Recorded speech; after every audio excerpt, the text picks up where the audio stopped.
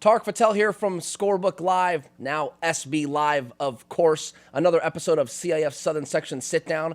Special guest. He's the new man on the block. He's the big man on the block. It's new CIF Southern Section Commissioner Mike West. Mike, thank you for coming in. It's a pleasure to have you in here. It's a pleasure to be with you too, Tarek. This is a great day. I love that you're in here. I love that there's an opportunity for people to get to know you a little better. You're governing, I think, almost 600 schools and a lot of, as Tom Simmons would say, I've got a lot of kids, and so we joked about that when he was on. And so I think it's a good opportunity for people to get to know you a little better. And so with that being said, I know you were voted in unanimously as the commissioner. I'd like to start there. That's a pretty flattering statistic, I think.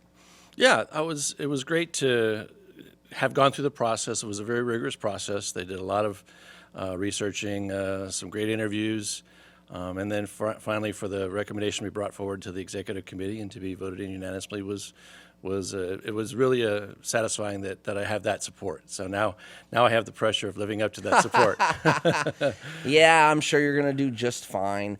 High school sports, if we talk to Mike West at 20 years old, 22 years old, 25 years old, hey man, you're going to be the commissioner of the CIF Southern Section. I mean, is that something you've always been passionate about? Kind of fell into it? Can you maybe take us back on what some of your passions were, and maybe you were always trying to be the Southern Section commissioner? I doubt it, but I'd like to hear it from you. I don't know if anybody thinks at 25 they want to be a commissioner of any kind.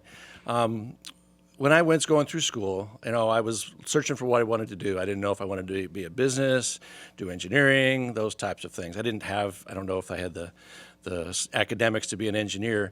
But once I actually went to community college in Northern California, West Valley College, and it was kind of a crossroads, what I wanted to do. And it was kind of like, well, they always say, do something that you want, that you really enjoy for your career. And if you do that, you'll never work a day in your life, kind of thing. So I really started to think, what do I really enjoy? And athletics was really a part of my life. I was a cross-country and track athlete and really enjoyed the team concepts and those types of things. So it was like, all right, where do I want to go? Do I want to be a teacher, coach, or do I want to get into sports medicine? Because I had taken a sports medicine class and really fell in love with it. And so I made the determination that, no, I want to go and be an athletic trainer. And that was my initial road. So I went in and got my bachelor's degree and with an emphasis in athletic training, went straight into my master's degree at University of Arizona at the time. And when I came out, I just needed to find a job in the Riverside area. I had met a young lady that has never lived outside of a 10-mile radius, and so I needed to find a job in the Southern California area and was able to do that at a high school. And that's where really everything started from there. I think anytime someone finds a new role, new job, it's got to excite you. There has to be challenges you're willing to embrace. What are some of those things at the CIF Southern Section office that you feel like that's a challenge I'm willing to take on? Can you give us some examples of that? Well, having been a part of the executive committee, you learn a little bit of the things that are going on.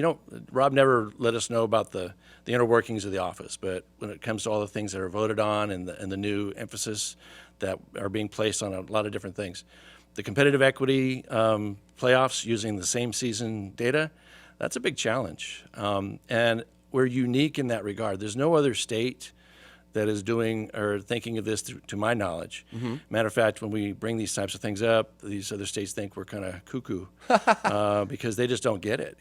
They set their divisions, they do some reconfiguration every 2 to 3 years, and then they keep it there the way our system used to be many years ago. Sure. But we've grown in that respect, much to Rob's vision in many respects, and others in the Southern Section. And to take it to that degree from not just doing it with football for the last few years, but taking it to all sports now, it just makes sense, at least for us in our area. And so to have that as a challenge, I think is a great challenge to have. With my passion as an athletic trainer, I want to look out for the sports medicine and the medical care and just the care in general of our athletes.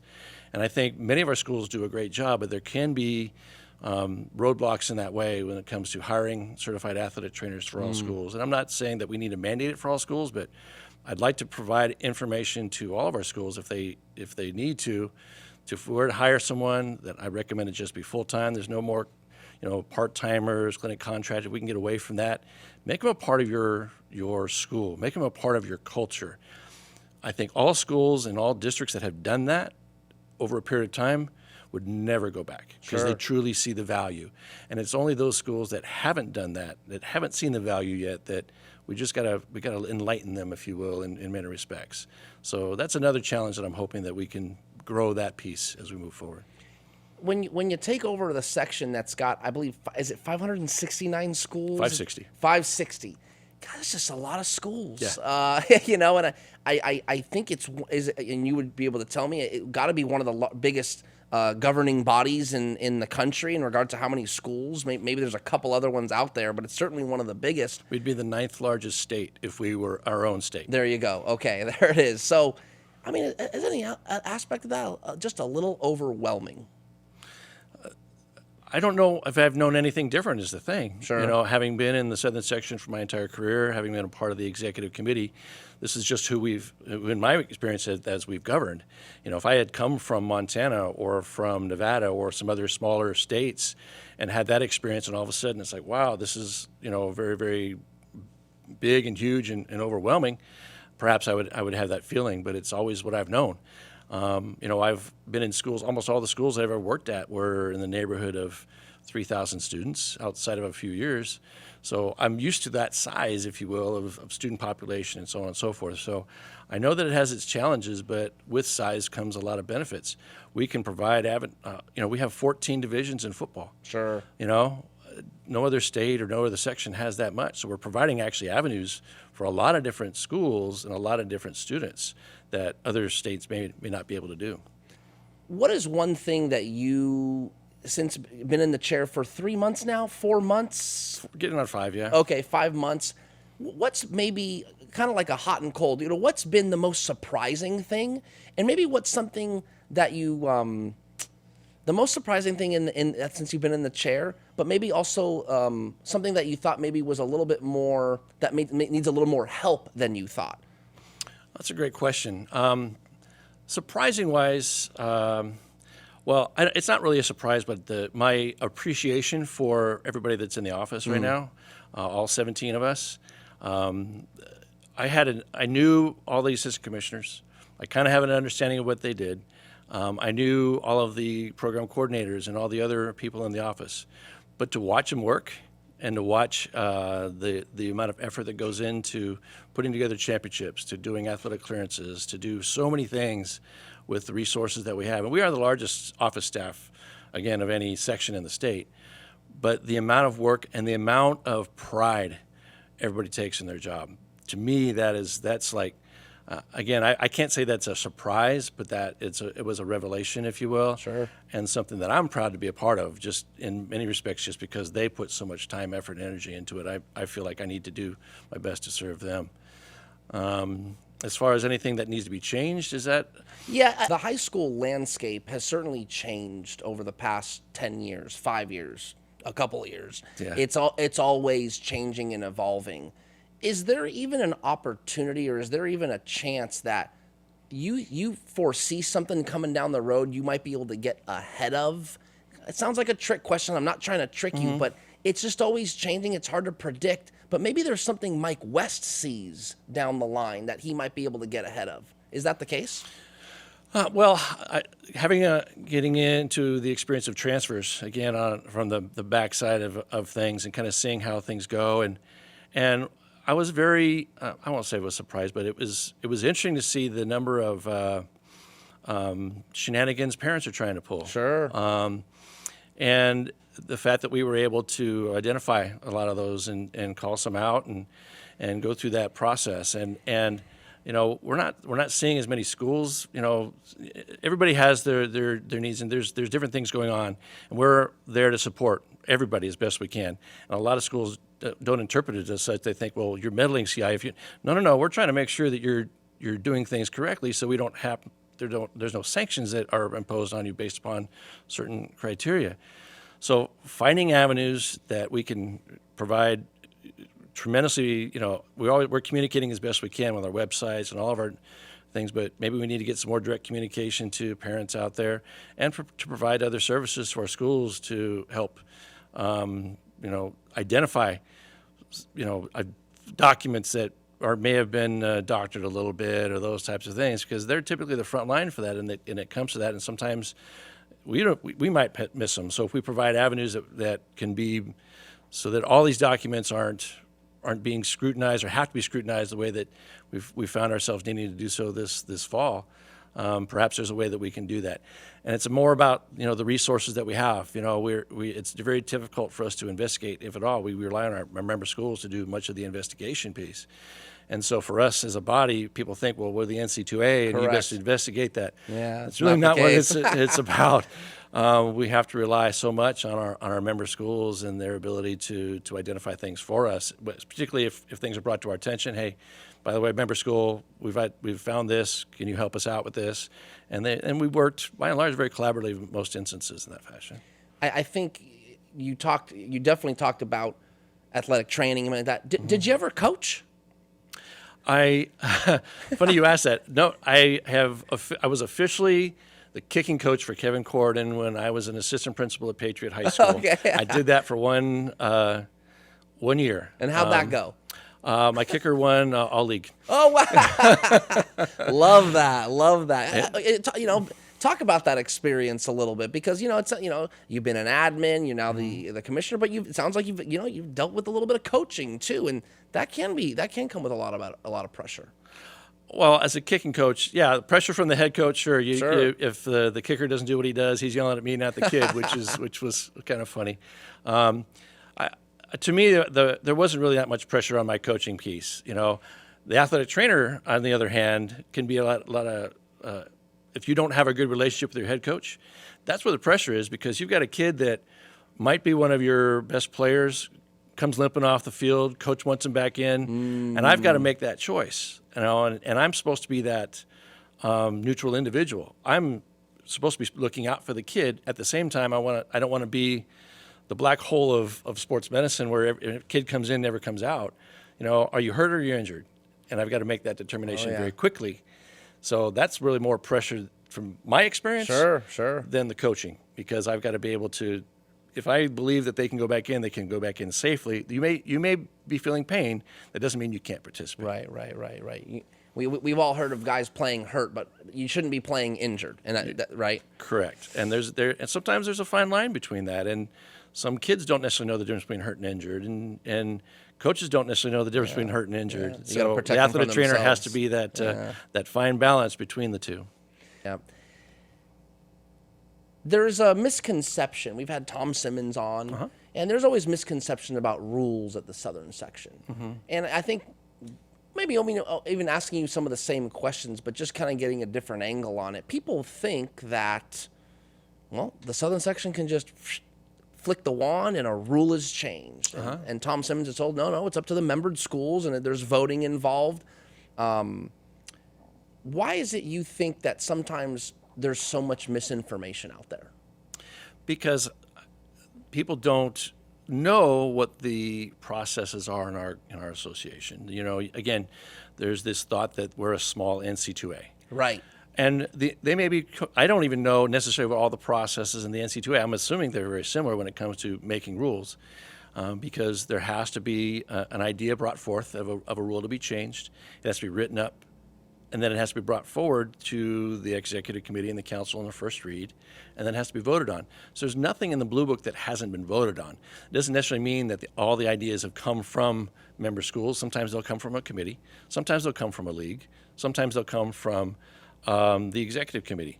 But ultimately, regardless of where they originate from, they all come in the same format, and it's going to look how it would change what the rule book looks like, the Blue Book looks like. And it has to be first read and discussed and then voted on. So there's nothing in the Blue Book that hasn't gone through that process, regardless of its origin. And it takes time. It's not something, it's at least a 6-month process to get it through. Did you anticipate the job being, it sounds like you're having a little bit of fun.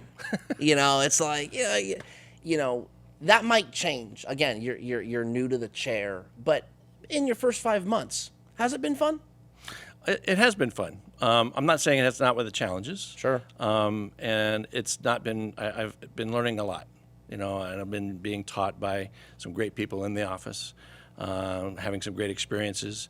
But we're in the middle of championships right now, and part of the draw is to be able to go to some of these games and watch and be a part and help provide provide the trophies. We just did cross country. I was able to hand trophies out to all the kids in the cross country championships. Went to tennis, going to football. That's the fun stuff right now. Is it a lot of time? Absolutely, it's a lot of time. But that's the experience that being a high school principal or an athletic trainer. My release is going out and watching the games. The playoffs. I think there's a lot of scrutiny on the way it's done, especially in football. I don't know how much you can speak to it, but are there going to be changes in the future in the playoff system for football? I don't see, we're in our third year of competitive equity, same season data. I don't see any need for any change right now. I mean, we'd have to have a much longer sample size for things to change. I know that there's been some concerns about certain schools not getting into the playoffs. Sure. I think that, it's I can speak to the reasons why, but I don't know if anybody's really going to understand why. I just learned that system just this year, and frankly, I'm in favor of the system. I think it serves so many schools well. Is it perfect? No. Is it going to fit every single school? No. But what process did or does? This does the best job that I'm aware of right now of addressing the competitive equity, which is truly our emphasis, if you will, of trying to do that, as opposed to, if we go back to a Division 5, you've got all these schools that are in a division. It's set, and they're always in there. When's a school that is stuck in that because of school size or geography or whatever the case might be, or the league that you're in? Right. Heck, if when I was at Martin Luther King High School, Centennial was the big dog there. And if it was still in that model, then Martin Luther King High School would be in Division 1 every single year because of where those other schools, and we would be lost. We would be lost. Right. So to find avenues for different schools and athletes to be able to be competitive with schools that they're about, I don't see that the way that we're doing football, which is why we're bringing it to the other sports, makes a lot of sense. Are there going to be years where certain schools maybe don't get the way that they were hoping to get?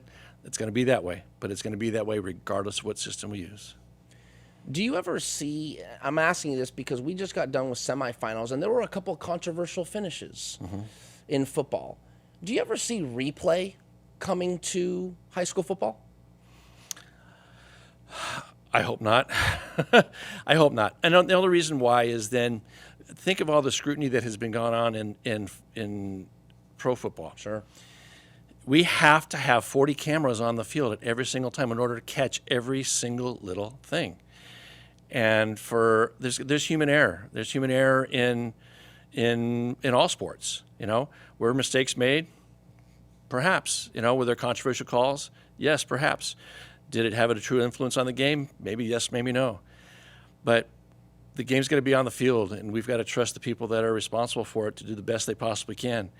And for us to go back after a Friday night game, look at a replay on Saturday and say, look, we got this wrong, and change the outcome, I think that's a slippery slope, because we could start arguing all these little nth degree things that may or may not have had an impact on the game, but because we have replay, we now have to take those into consideration. Sure. So we always want to make things better, and I'm not suggesting that replay won't make it in some point in time, but I just don't see it in this instance, just because every year there's little controversial things that go on, but they also probably happen during the regular season too, and I'm not saying it was good then or good now, but it's just a part of the game. And do we want to eliminate them to a certain extent? Yes, but instant replay and having such an impact, that'd be a challenge, I think.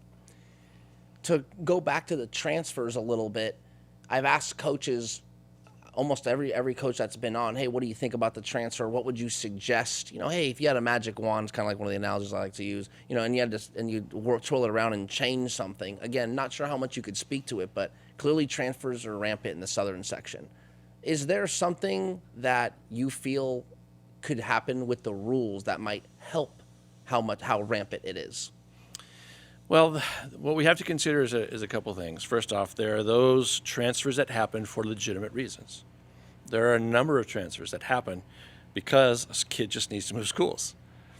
And do we rob them of that athletic experience because of a legitimate need to move schools, whether they are moving from area to area, whether there are some other reasons why, and so on and so forth. There's some legitimate reasons why that's the case. I would hope to think that that's a majority of our transfers. But there are also those transfers that, even though we don't really have the term athletic motivation in the Blue Book anymore outside of a certain few instances, yes, there's some athletic motivations. It's how do we address those without sacrificing those others that are truly legitimate. That's the slippery slope. Sure. And that's the balance that you have to have. Transfers is, we don't have a perfect system. We haven't had a perfect system. We continue to have conversations about what the perfect system might be. And people say, well, just automatic blanket. If you transfer, you're out for a year. Well, that used to be the rule. And it's gone away because of that particular fact that, we're sometimes robbing individuals of the opportunities to participate just because of a valid need to move. So I don't have a solution. If there was a solution, it would probably be out there, but I will tell you that it's a continuing conversation. I know that it's a topic at almost all of our commissioners' meetings at the state office. It's continuing to be so, and we're toying with some other ideas that, we're going to continue to look, because we recognize that it is a challenge, and we don't necessarily have a perfect system right now. We're doing the best we can with what we have, but there might be some evolution down the line. We'll just have to see. The soccer officials. I've seen you go on record in different articles about it, but for those that maybe aren't too familiar, there was a disparity about soccer officials and the pay and so on and so forth. Can you just shed some light on it for those that might be watching, and how you think it might play out? Well, we talked about the process of making rules, right? And it's not a quick process. It's not something that the commissioner can go and snap their fingers and change a rule. Officials' pay is basically in the Blue Book. It is a process where, and it's over a 3-year term. So we go through, and the officials associations for each sport meet with the officials committee, the officials fees committee, and that process starts well before the beginning of the 3-year term.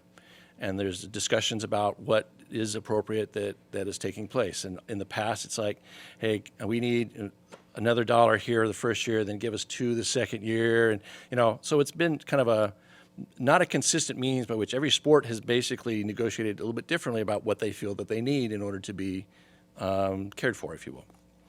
Well, this last time around, we had a different mindset. The committee just wanted to try to get things equitable across the board for all officials. And so we looked at the hourly expectations and the hourly rate of what officials were making. When you looked through that lens, there were some officials groups that were making a lot, and there were some officials groups that weren't making enough. And I think a lot of people point their finger at football. Football officials did get a decent bump over this last time, but they're asked to be on that campus for an extended period of time. It's not just show up 20 minutes before the game, and then 10 minutes afterwards you're out. You have to be there for a pretty extended period of time, and so why aren't we taking care of them for the time that they're actually asked to be on site? So we looked at all the sports and identified how much time is there an expectation to be on campus for your sport at a given point in time. And then over this 3-year period, what we're trying to accomplish, and what we will accomplish by the end of that time, is to try to get all of the head officials, at least, in all the varsity sports, to at least a $35 an hour rate. Now, there are some sports that were already there, and then some sports that weren't, okay? The aquatic sports didn't get a bump because they were all well above that going forward, and so they didn't get any sort of raise whatsoever. And soccer per hour was also at that rate as well. Now, so they didn't get a bump, but they saw these other sports be able to do that. And so, and I get it. I mean, Sure. If I'm a soccer official, I'm going to look at that. I'm going to be critical of that. Everyone else got a little bump, and we didn't, And we basically. didn't. Right. And that explanation may or may not have gone out there to their membership as far as that's concerned. So, so once the first year of the cycle went through, we didn't hear anything, that there wasn't any issue. Come the second year, all of a sudden we're hearing that they're not feeling the love.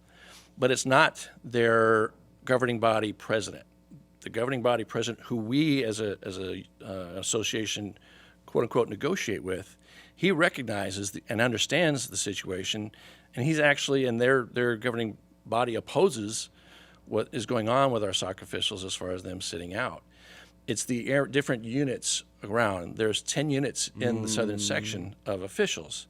There are 5 units that are working currently, mostly on the east, and there may be a token sit out at some point in time along the way, just as a sign of support. But there are other units, and their individual membership are saying that no, we're not getting paid enough, and we want to raise.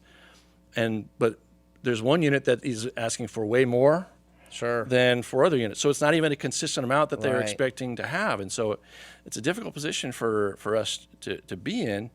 And so we have to kind of stand our ground and say, no, you know, we can't be negotiating with every single unit that comes to us saying, hey, this unit needs more money, because we got to look at it as a whole.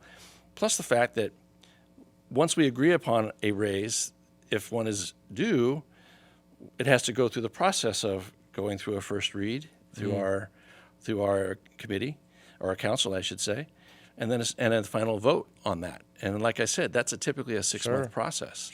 So I mean, we're not really set to do that. Even if Mike West said, yes, you all deserve a $3 raise or whatever that might be, I mean, we'd have to go through an entire process in order to make that happen. And recruiting, how do you govern it? It's a hot topic. People will say, oh, we know the schools are doing it. We know the schools are doing it. From the CIF Southern Section's point of view, and I know that there's a lot of schools that you govern, and it's very, very difficult to put a thumb on it. Right. What can you talk about with the high school recruiting? I can tell you that anytime that any information is brought to us that has substance, that is not hearsay. That is not rumor. That is not innuendo. We will look into it to the best of our ability, okay?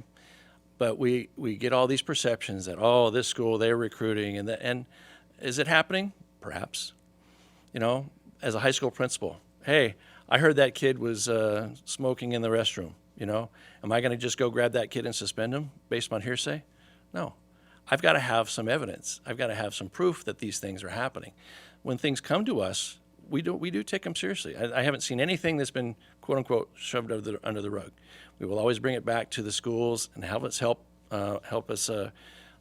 go through the investigation piece and to make a determination of any substance or not.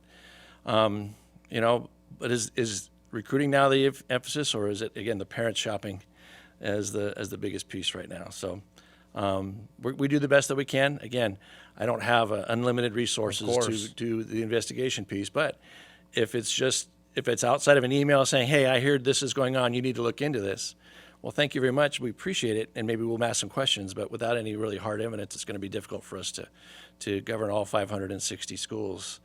It sounds so daunting. And in particular, a majority of those schools aren't on the radar for recruiting, of course, those types of things. Right. We have a vast number of our membership aren't in that puzzle, if you will. They're really not. So that's again, I think, a reason to keep our section as large as it is, because there truly are. You know, when you look at the purity of sports, purity of athletics, you start going east in the smaller schools, and those other schools that they're in it to have fun. Yes, they want to see some success. They're competitive, but not cutthroat. Right. And to see them succeed and to really be a part of this, I really, that really heartens me in many ways. As the year goes on, is it already going by pretty fast? Could you kind of see, you know, life goes by pretty quick, I guess, if we're really going to get like philosophical here. But yeah, 5 months, and we're in this right now as we're recording. We're in what's called the fall to winter crossover. It's kind of a busy time. Championships, hoops, soccer starting up. Is it already going by pretty quick for you? Interesting you asked that, because when I started in July, everything was really slow. I was like, wow, you know, things, all right, I'm getting in the groove. And then, boy, August hits, and it just goes. So, yes, it's going fast. But I think life goes fast anymore the older that you get. So I'm excited that we're in this championship season, almost completed with our fall championships. And by and large, it's been a tremendous success. And It has been an honor to actually have you in here. I really, really appreciate it. I think you answered some tough questions, and that's what I think people want to hear, those answers. So thank you, Commissioner Mike West, for coming in for another episode of Southern Section Sit Down. I'm Tarek Patel with SB Live. Don't forget scorebooklive.com for all your high school sports content across the country, but especially here in Southern California. Thanks for watching.